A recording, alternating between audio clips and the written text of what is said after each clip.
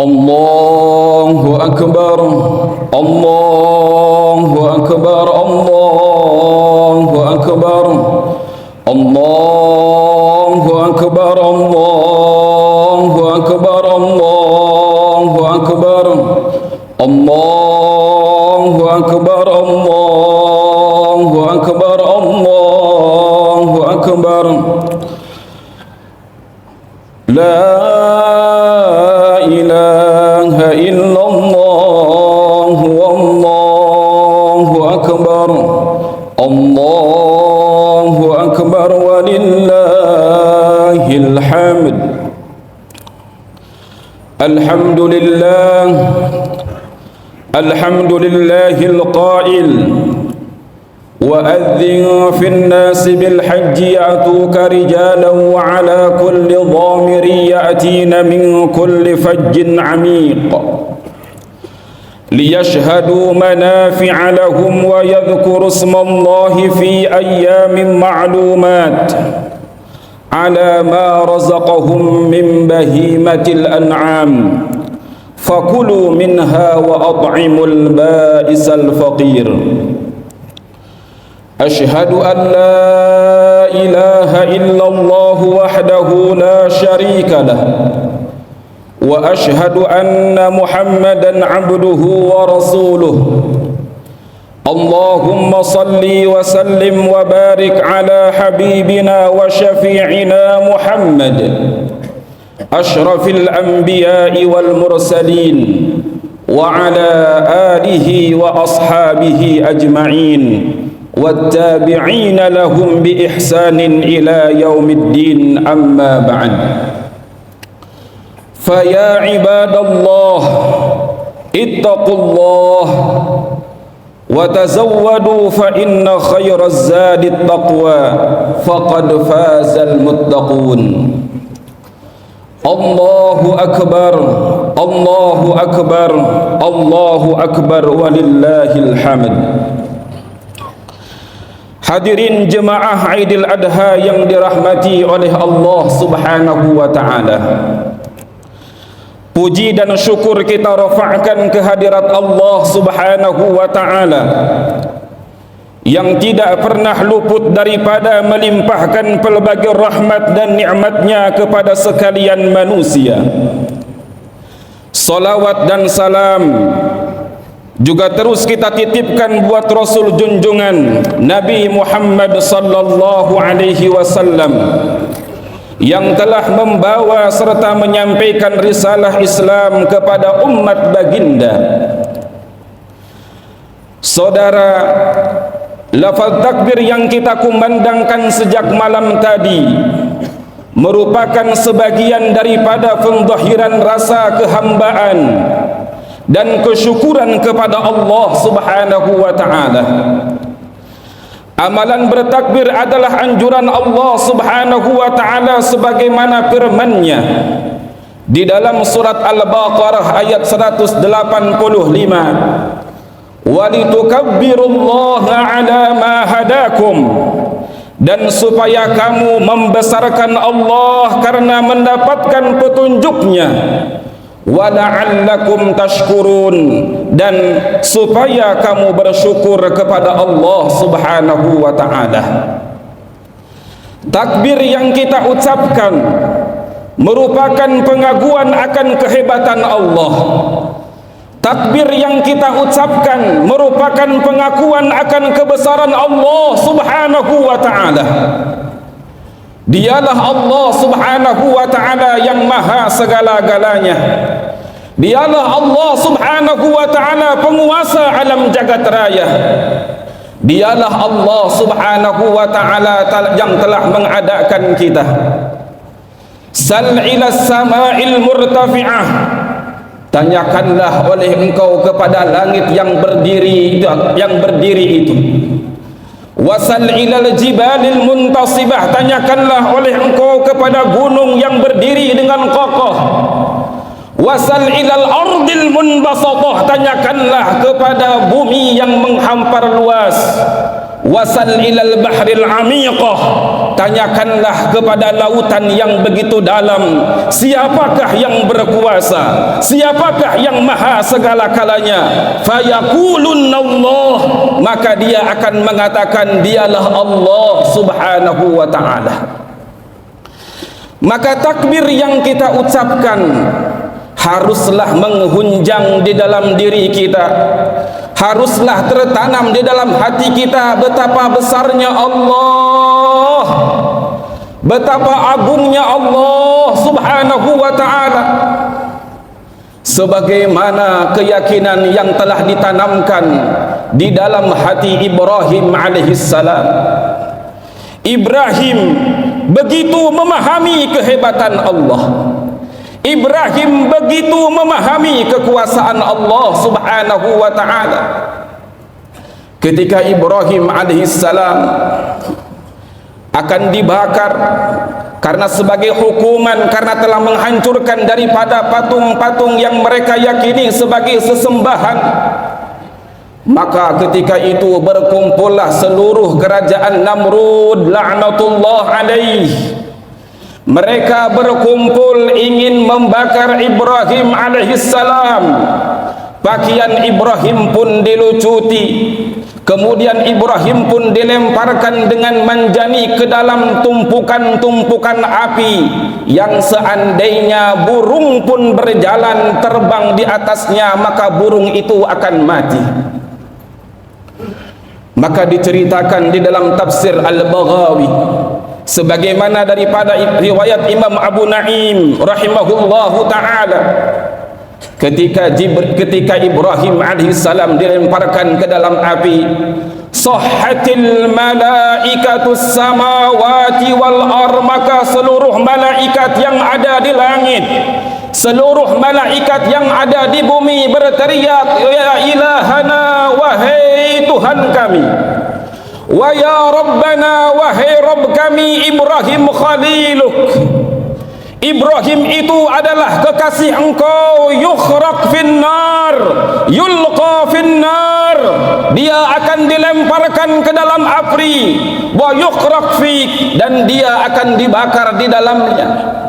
Seluruh malaikat berteriak, fa'adzin lana nusratah, ya Allah, kalau boleh izinkan kami untuk menolong Ibrahim alaihissalam.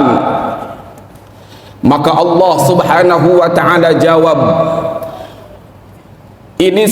fa idistaghathahu fastaghithuh, kalau seandainya Ibrahim memanglah meminta bantuan kepada engkau, fastaghithuh, maka tolonglah Ibrahim. Wa illam yad'u ghairi, tetapi kalau Ibrahim tidak meminta bantuan kepada selainku, wa ana a'lamu bih, maka aku lebih mengetahui akan keadaan Ibrahim, wa ana waliyuh, dan aku adalah penolong daripada Ibrahim alaihissalam. Maka datanglah malaikat hujan, datanglah malaikat angin menawarkan bantuan kepada Ibrahim alaihissalam. Maka disinilah keteguhan Ibrahim akan kebesaran Allah. Disinilah keteguhan Ibrahim akan memandang kemahahebatan Allah, ketawajuhannya kepada Allah subhanahu wa ta'ala. Ketika dia ditawarkan bantuan oleh malaikat, maka dia menjawab, amma ilaika fala, kalau aku ini meminta bantuan kepada kalian, kalau bantuan itu datang daripada kalian wahai malaikat, fala, maka aku tidak memerlukannya. Wa amma ilallah, tetapi kalau bantuan itu datang daripada Allah, maka akulah yang memerlukan bantuan Allah subhanahu wa ta'ala. Sehingga datanglah malaikat Jibril alaihissalam, kemudian menawarkan bantuan daripada bagaimana Jibril alaihissalam memadamkan daripada api. Maka lagi-lagi Ibrahim alaihissalam menjawab, amma ilaika fala wa amma ilallahi fabala. Seandainya bantuan itu datang daripada engkau, maka aku tidak memerlukannya. Wa amma ilallah, tetapi kalau bantuan itu datang daripada Allah Subhanahu wa ta'ala, fabala, maka itulah bantuan yang aku harapkan. Disinilah kita mencontoh keteguhan daripada Ibrahim alaihissalam. Disinilah kita mencontoh bagaimana kehebatan keyakinan Ibrahim alaihissalam. Maka takbir yang kita ucapkan, Allahu Akbar, Allahu Akbar, Allahu Akbar, hendaknya tertanam dari hati kita, tertanam dalam diri kita keyakinan sebagaimana Ibrahim alaihissalam. Allahu Akbar, Allahu Akbar, Allahu Akbar, walillahil hamd. Jemaah Aidil Adha yang berbahagia, yang dimuliakan oleh Allah Subhanahu wa ta'ala, hari ini kita merayakan Idul Adha, hari raya berkurban. Idul Adha merupakan satu ibadah yang di dalamnya menceritakan bagaimana kehebatan seorang hamba Allah yang tadi kita ceritakan. Bagaimana Ibrahim alaihissalam berkorban, mengorbankan dirinya, mengorbankan perasaannya, mengorbankan cintanya untuk semata-mata kepada Allah Subhanahu wa ta'ala. Ibrahim alaihissalam mengorbankan cintanya kepada anak-anaknya, cinta kepada istrinya, cinta kepada keluarganya. Dia korbankan untuk mendahulukan perintah-perintah Allah Subhanahu wa ta'ala. Ibrahim alaihissalam dalam usia 80 tahun, dikisahkan belum lagi mempunyai anak, sehinggalah Ibrahim menikah dengan Siti Hajar alaihissalam. Kemudian lahirlah Ismail alaihissalam.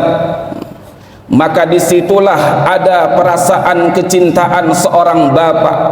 Disitulah ada perasaan kecintaan seorang bapa kepada anak, dan itu adalah perasaan yang wajar dan mesti adanya. Seorang bapa harus mencintai seorang anak. Tetapi Allah Subhanahu wa ta'ala tidak. Allah Subhanahu wa ta'ala tidak mau di dalam hati Ibrahim ada kecintaan yang lebih besar kepada selain Allah. Allah Subhanahu wa ta'ala tidak mau dalam hati Ibrahim ada kecintaan kepada ghairullah. Allah Subhanahu wa ta'ala hanya ingin kecintaan Ibrahim yang hakikat, yang sebenarnya, yang paling besar hanyalah kepada Allah Subhanahu wa ta'ala. Maka diujilah Ibrahim untuk membuktikan siapakah yang lebih dicintai. Apakah dia lebih mencintai Allah ataukah dia lebih mencintai kepada selain Allah Subhanahu wa ta'ala. Allahu Akbar, Allahu Akbar, Allahu Akbar, walillahil hamd. Maka ujian pertama setelah lahir daripada Nabi Ismail alaihissalam, diperintahkanlah Ibrahim untuk meletakkan Ismail dengan Siti Hajar di satu tempat yang Ibrahim sendiri gambarkan dalam Al-Quran. Inni askantu min dzurriyyati, ya Allah, aku telah menempatkan keturunanku biwadin, di satu lembah, di satu tempat, ghairi dzi zar'in, yang tidak ada tumbuh-tumbuhan di sana.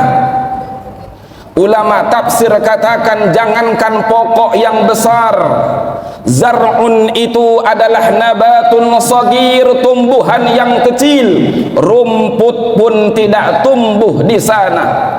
Itulah Makkatul Mukarramah yang Ibrahim disuruh, diperintah untuk meletakkan Hajar dan Ismail alaihissalam.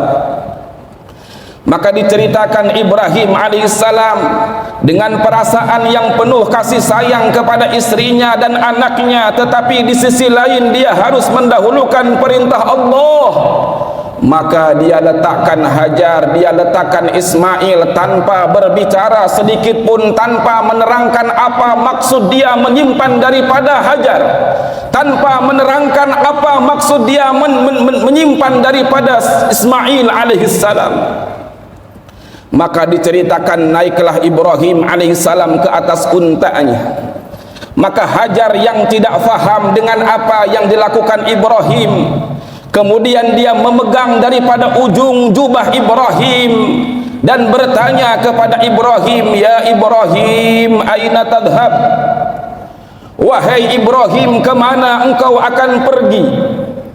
"Atatrukuna bihadzal wad?"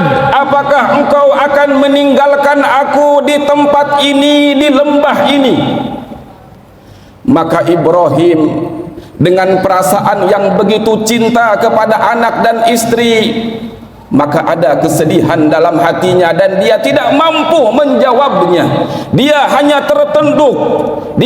tertunduk dan meneruskan perjalanan. Sehinggalah terus Hajar alaihissalam bertanya kepada Ibrahim, "Atatrukuna bihadzal wad?" Apakah engkau Ibrahim akan meninggalkan aku di lembah yang seperti ini, yang tidak ada tumbuh-tumbuhan seperti ini? Ibrahim pun belum boleh lagi menjawab, tidak mampu menjawabnya. Kemudian Hajar alaihissalam bertanya dengan pertanyaan yang berbeza. Dia faham Ibrahim adalah kekasih Allah, Ibrahim adalah nabinya Allah, tidak mungkin melakukan satu perkara yang tanpa diperintahkan oleh Allah. Maka pertanyaan yang ketiga, Hajar pun bertanya, "Allahu amaraka bihadza?" Wahai Ibrahim, apakah ini perintah daripada Allah subhanahu wa ta'ala? Maka Ibrahim pun akhirnya menjawab, "Na'am, betul, ini adalah perintah Allah subhanahu wa ta'ala." Maka Hajar sebagai istri yang salihah, sebagai istri yang beriman kepada Allah, maka dia pun memantapkan hatinya dan menerima ketetapan Allah. Maka dia katakan dengan mantap dan yakin, "Idzan la yudayyi'ana Allah."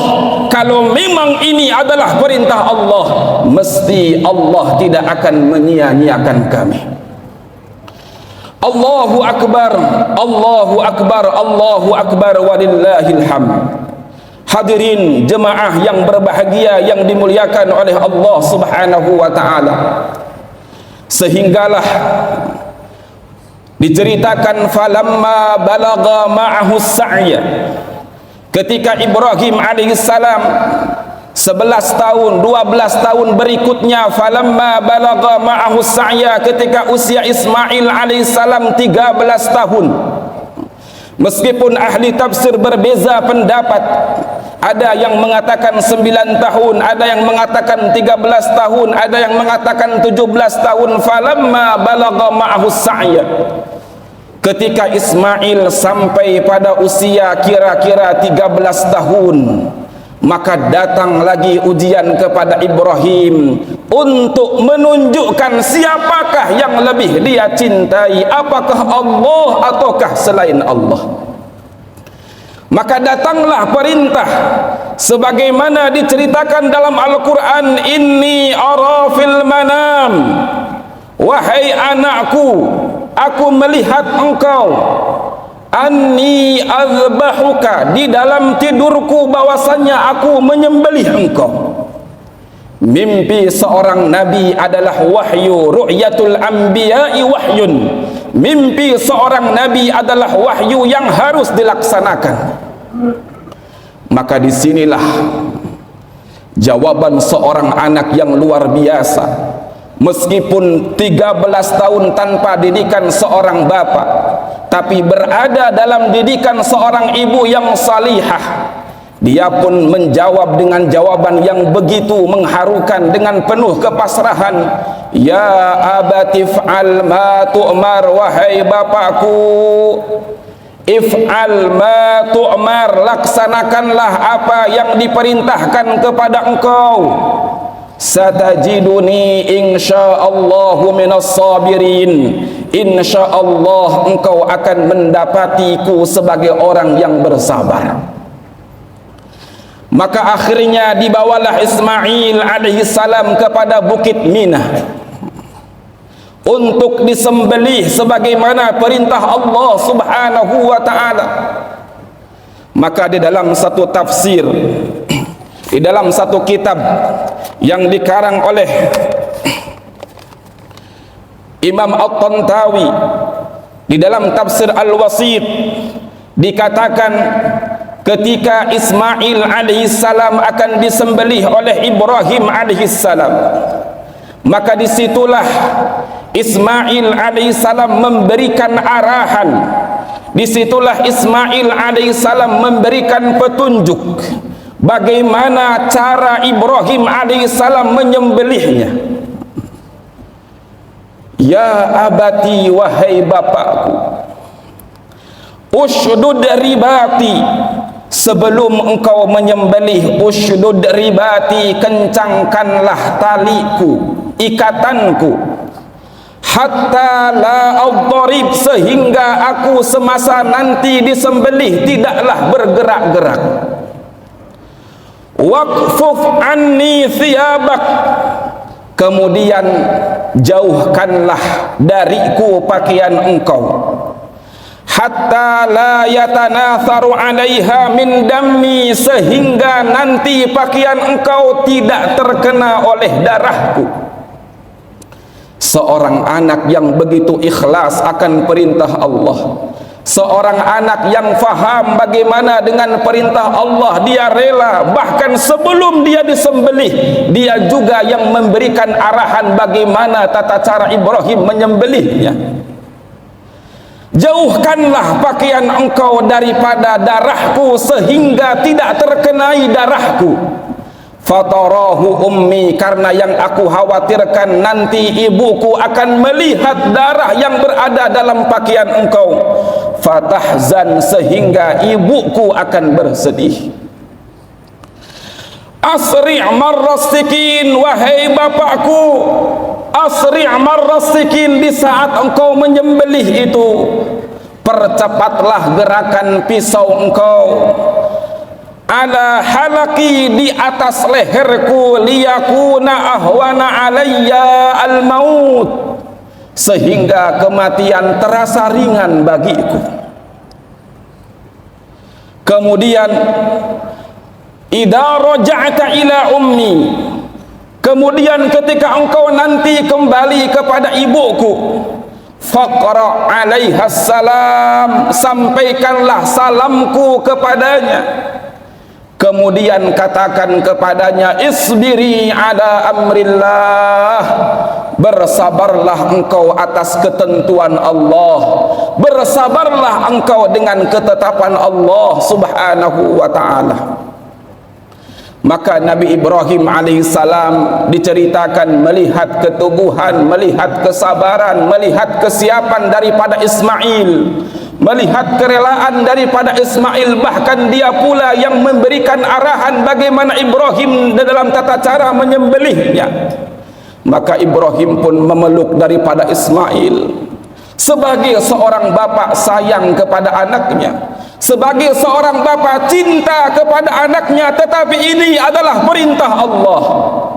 Maka dia peluk Ismail, kemudian dia katakan, ni'mal aun ya bunayya ala amrillah, ni'mal aun ya bunayya ala amrillah, engkau wahai anakku adalah sebaik-baik orang yang membantuku di dalam melaksanakan perintah Allah Subhanahu wa ta'ala.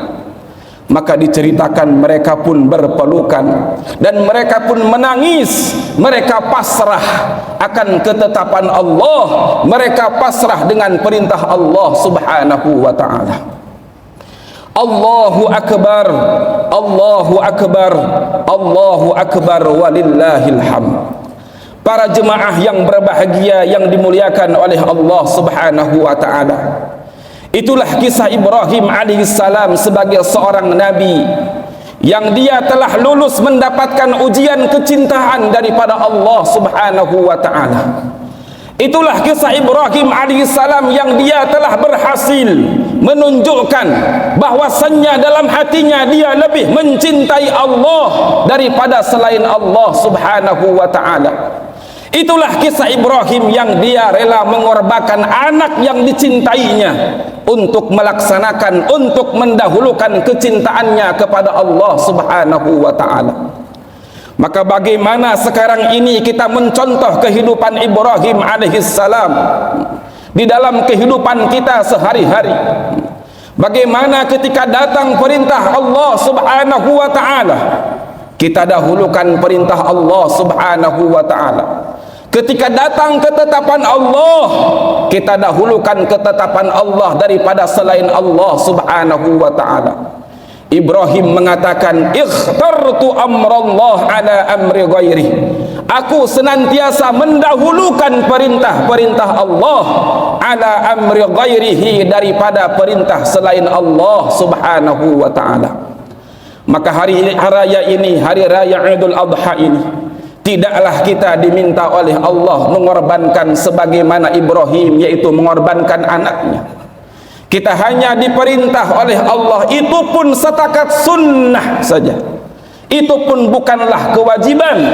Kita diperintahkan oleh Allah, inna a'tainakal kautsar fasalli li rabbika wanhar. Salatlah engkau, yaitu salat Idul Adha, wanhar, dan sembelihlah kurban.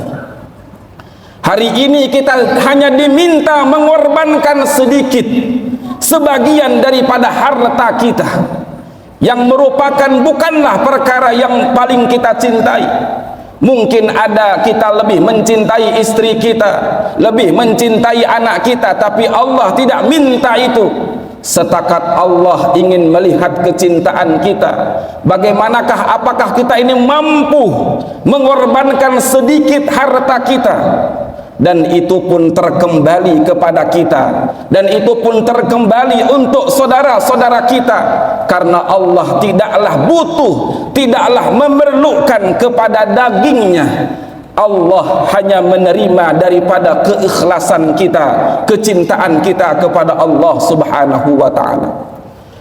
Maka dalam satu hadis Rasulullah sallallahu alaihi wasallam menyampaikan, ma amila adamiyun, tidaklah satu amal dilakukan oleh Bani Adam, oleh manusia yauman nahri, yang dilakukan pada hari nahar, pada hari raya Idul Adha, ahabbu ilallah, yang lebih dicintai oleh Allah Subhanahu wa ta'ala, min ihraqid dam, daripada menyembelih binatang kurban. Innahu la ta'ti yaumal qiyamah, sungguh binatang kurban itu akan datang pada hari kiamat, biquruniha, dengan tanduknya, wa ash'ariha, dengan rambut-rambutnya, wa adlafiha, dan dengan kuku-kukunya. Ulama sebutkan kenapa Rasulullah sebut kuku, kenapa Rasulullah sebutkan rambut, karena perkara itu bukanlah perkara yang kita memerlukannya, bahkan kebanyakan daripada kita membuangnya. Maka apabila perkara yang tidak kita perlukan akan menjadi pahala, apatah lagi dengan dagingnya yang dimakan oleh saudara-saudara kita yang muslim, saudara-saudara kita yang mukmin kepada Allah Subhanahu wa ta'ala, atau saudara-saudara kita yang memang dalam satu tahun mereka tidak pernah makan daging. Maka kita usahakan di hari raya Idul Adha ini, hari ke-10, hari ke-11, hari ke-12, hari ke-13, kalau boleh dan ada kemampuan, kita usahakan untuk melakukan kurban sebagai ibadah kita, mengikuti ketentuan Allah, mengikuti perintah Allah, dan mengikuti kepada contoh yang telah dicontohkan oleh Ibrahim alaihissalam. Semoga Allah Subhanahu wa ta'ala memberikan karunia kepada kita, sehinggalah kita pada hari raya Idul Adha ini mendapatkan kemuliaan, mendapatkan kebaikan, mendapatkan kesempatan untuk berkurban, dan mendapatkan pahala-pahala yang lain. Barakallahu li wa lakum.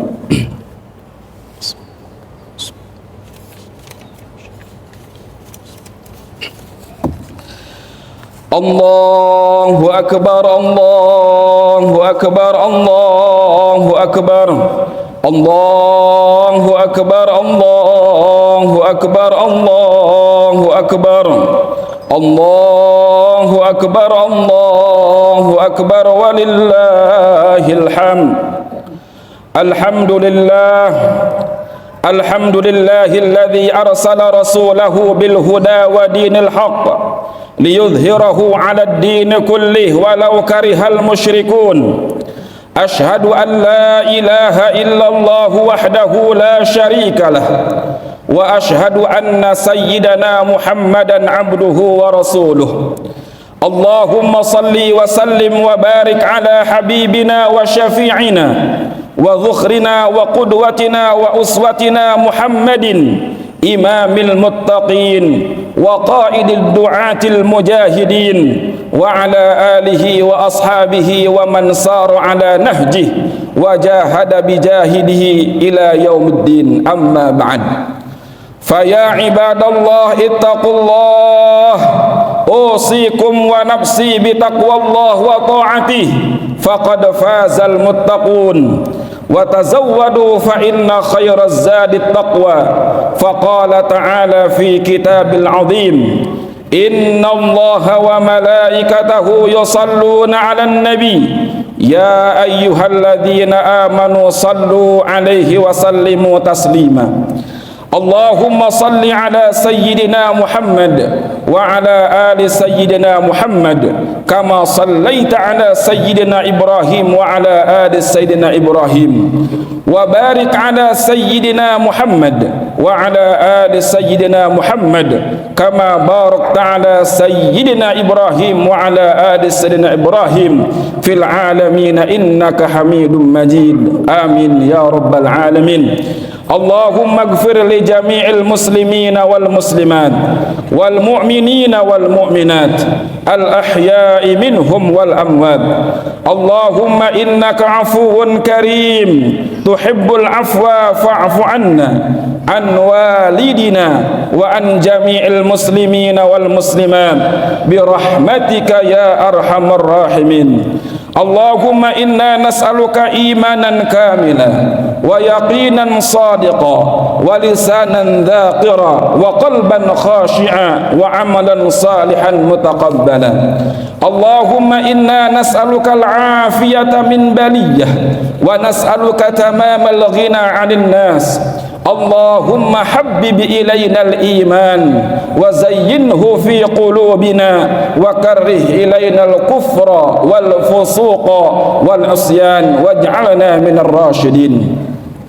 Allahumma izzal islam wal muslimin wa adhilla syirka wal musyrikin wan nifaqa wal munafiqin. Allahumma aslih malikana, ke bawah duli yang maha mulia Sri Paduka Baginda yang di Pertuan Agung wa Fakhatamar Rais Al-A'la, Tuan yang terutama yang di Pertuan Negeri Sabah, wa immatana wa wulata umurina waj'al wilayatana fi man khafaka wattaqaka ya rabbal alamin. Rabbana atina fid dunya hasanah wa fil akhirati hasanah wa qina adzaban nar. Subhana rabbika rabbil izzati amma yasifun wa salamun alal mursalin walhamdulillahi rabbil alamin. Ibadallah, inna allaha ya'murukum bil 'adli wal ihsan wa ita'i dzil qurba wa yanha 'anil fahsya'i wal munkari wal baghi ya'idzukum la'allakum tadhakkarun. Fadhkurullaha al-'azim yadhkurkum washkuruhu 'ala ni'amihi yazidkum was'aluhu min fadlihi yu'tikum wa la dzikrullahi akbar wallahu ya'lamu ma tasna'un. Assalamu alaikum warahmatullahi wabarakatuh.